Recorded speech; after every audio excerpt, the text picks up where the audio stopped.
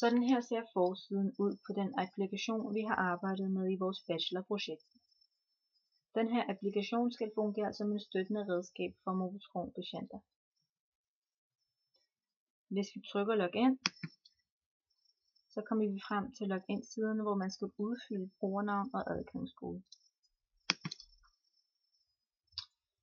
Når man har udfyldt brugernavn og adgangskode, så kommer vi frem til menusiden.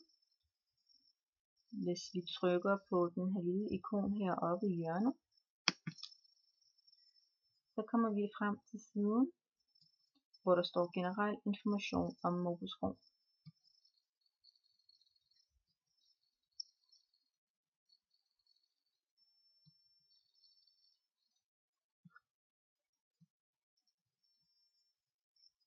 Vi trykker på kontakt.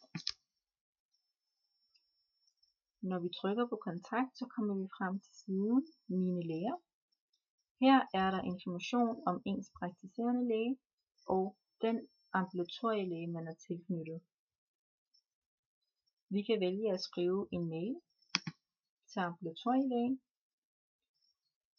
Her skal man så udfylde de her felter, og så trykke send. Vores mail er nu sendt. Vi trykker chat fra klokken 10 til 12. Her får vi så et oversigt over sygeplejersker på chat.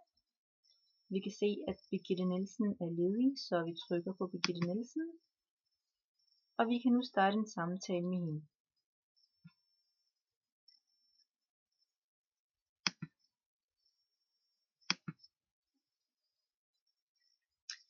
Hvis vi trykker journal, så får vi her et overblik over de seneste notater. Vi vil for eksempel gerne se notatet fra torsdag den 6.11.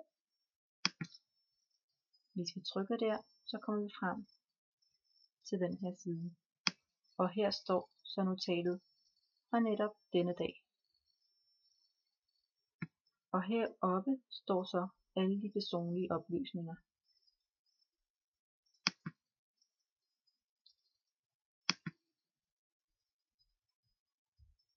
Vi trykker prøvesvar.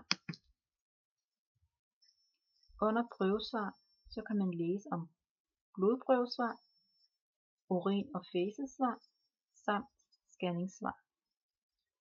Vi trykker på blodprøvesvar. Her får vi så et overblik over svar fra de seneste blodprøver. Hvis vi trykker på onsdag den 1.4., så får vi så svaret fra netop denne dag.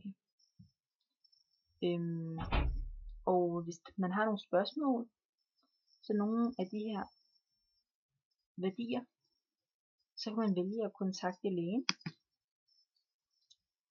enten via mail eller telefon.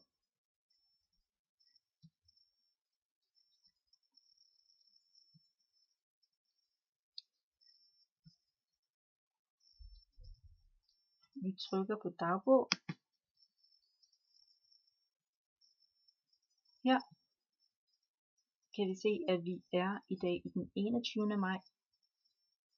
Og jeg vil gerne skrive dagbog over, hvordan jeg har det i dag. Så jeg trykker der.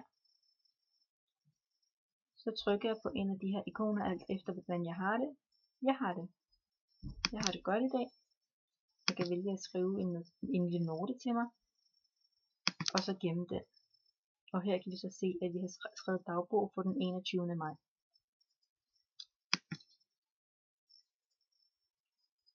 Vi trykker på medicin. Under medicin kan man lave en påmindelse. Man kan se aktuel medicin, og man kan søge medicin. Vi trykker på påmindelse. Vi kan lave en alarm.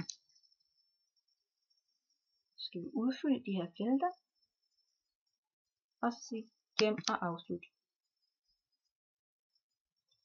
Hvis vi trykker på aktuel medicin, så kan man se her en liste over alle de medicin, man tager, og hvor mange gange. og hvornår man er begyndt med at tage den. Man kan også vælge at tilføje medicin. Så udfylder man de her felter og siger gem medicin.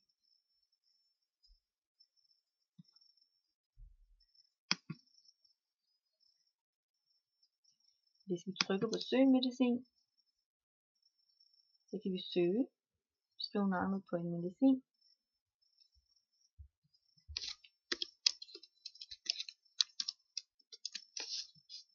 Vi siger søg, og så kan vi se 2 resultater.